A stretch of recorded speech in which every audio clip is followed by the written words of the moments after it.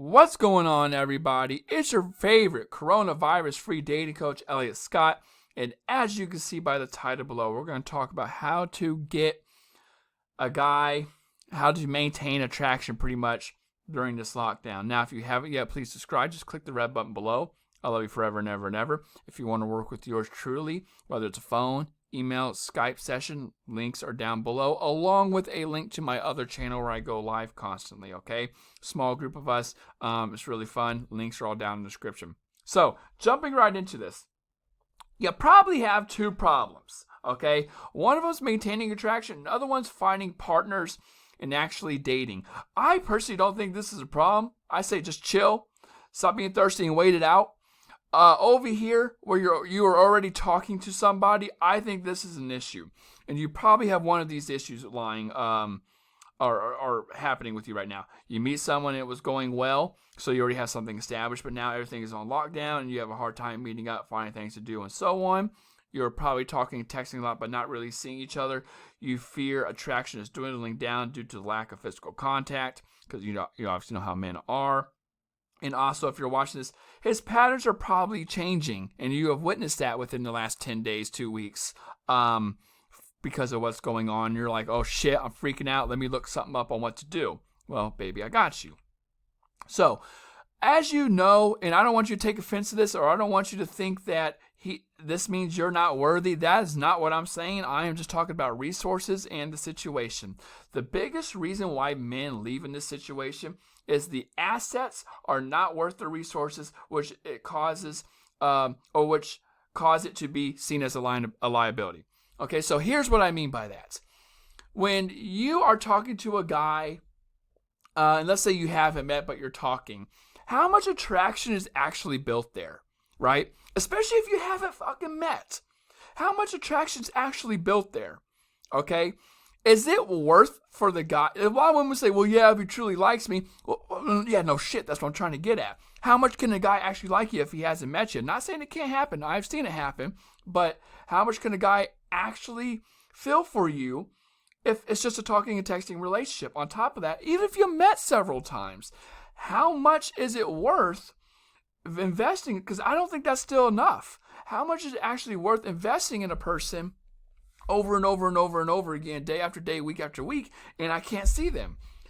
It starts to become a liability simply because not that you're not worth it, it's just out of sight, out of mind, other things, life, work, it kind of gets put on the back burner. And that's what naturally happens. It gets taken for granted slowly, and you don't even realize it's not even your fault. That's just the situation that usually happens when a guy sees that assets are not worth the liabilities. And we can get into what liabilities are, but my big concept with all this is you got to treat it like you're dating long distance. And don't worry, I'll tell you what that is and how to build attraction in that scenario. But the biggest problem I see with long distance is, as you can see over here, the third thing is keeping things sustainable or maintainable.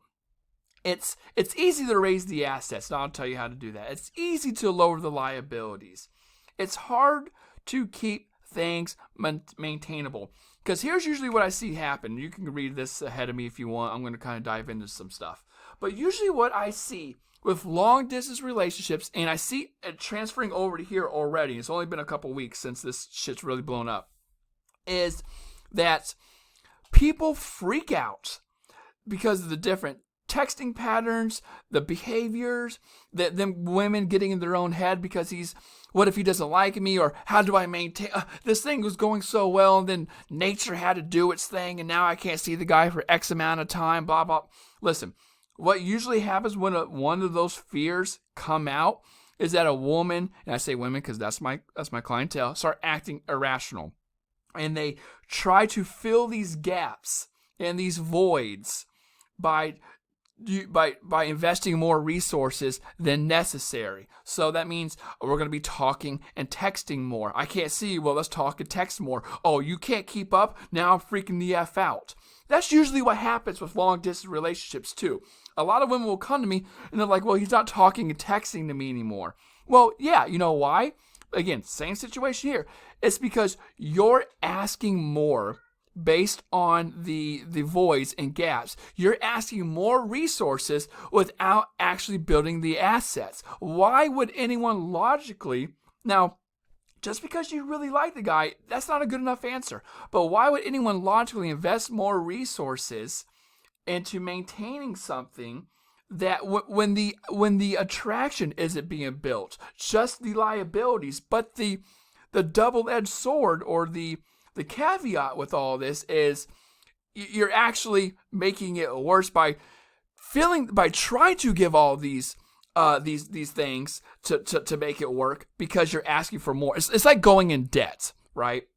So the thing I say with assets is seeing the person when possible. Ladies, you have to try to see this person if possible. Listen, whether that means you go to the park, you go for a walk, you get coffees and you somewhere out in the open and you sit down, chill, do what you got to do. You got to see the person in person, okay? If it's long distance, you can't really do that. Skype once in a while, and do the things I'm going to talk about in the liabilities. Then another asset is hearing from you a normal amount daily. Like I said, a lot of the times women will try to fill this gap by talking and texting more, but that's just more resources invested in somebody with the same amount of assets. The assets have not changed. In fact, there probably isn't much if you're doing the things I said in the first or second slide. Next is not draining resources, okay? So women, if you can take, if you're able to maintain something and have it mellow out and not keep on absorbing a man's resources while not building the assets, that is a huge thing. Sometimes I tell women it's not even about building the attraction. It's just sustaining towards something to get to where you need to be. That's all it is. That's all long distance is. It's maintaining what you guys have, okay, to getting to where you need to be. And of course, I say with maintainability and sustainability over here, maintaining enough attraction that is realistic during this time. Again, just normal, mellow out shit.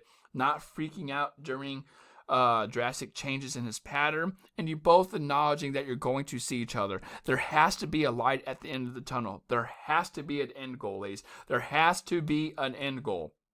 You can't just say, oh, let's see what happens. No. You have to both agree, well, after all this, we'll be happy to see each other. Because then there's concrete evidence, or there's a concrete goal that you both are working towards. None of this, let's just throw it up and see what happens. If it's meant to be, it's meant to be. Do not ever say that kind of shit, okay? So basically, the goal of many long-distance relationships and situations like this is to maintain attraction by not using extra resources to fill the void and get to the checkpoint on seeing each other. That's all you have to do. And if you have questions about this, like more specific questions, leave them in the comments. I have no problem answering them because this is a new concept coming along. So I'm sure you have many things to ask that are unique to you and your situation. And I know probably a lot of you are going to say, well, he's not investing anymore. Well, he's not. Okay, well, then he's not. And it's because of all the shit I said earlier. I mean, you just got to kind of cut it loose and do your thing. But with that being said, ladies, I love you. Take care and peace.